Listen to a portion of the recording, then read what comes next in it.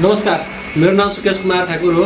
म सिमरनगढ नगरपालिका ward number 1 ward सभापति रासपाबाट राष्ट्रिय स्वतन्त्र पार्टीबाट बारा जिल्ला मध्य प्रदेशको हो।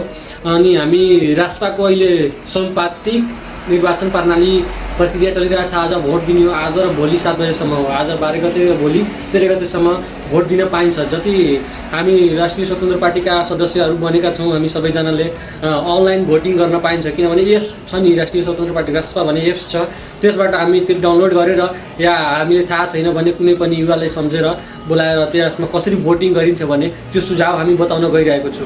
ल, हामी भोटिङ अब कसरी गर्ने हो भने म देखाइदिरहेको छु। अहिले त्यो प्रारम्भिक समस्याको कारण राष्ट्रिय एप चलेको छैन, तर म जुन भिडियो बनाएको छु त्यसमार्फत म बताइदिरहेको छु हजुरहरूलाई कसरी गर्ने हो हामीले।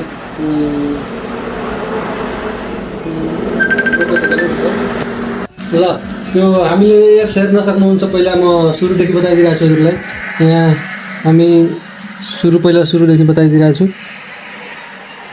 हामी अब पहिला काटेर हामी सुरुदेखि अब यो राष्ट्रिय रासपा एप्समा गयो हामी।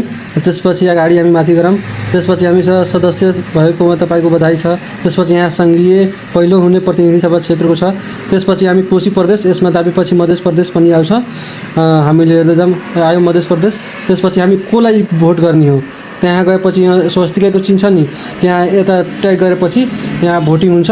हामीले पहिला हेर्नुपर्छ है, यो एकजनाले 5 जनाले भोटिङ गर्न पनि पाइन्छ। यहाँ एकजनाले व्यक्तिले 5 जनाले भोटिङ गर्न पाइन्छ। यहाँ हामी ट्याग गर्दाखेरि यो ब्लू जस्तो उग्छ, यहाँ स्वस्तिकामा ट्याग गर्दाखेरि आयो। यहाँ हामी एकजनाले भोट गरिदियो, हामी 12 रजनीश कुशवाहालाई भोट दियो।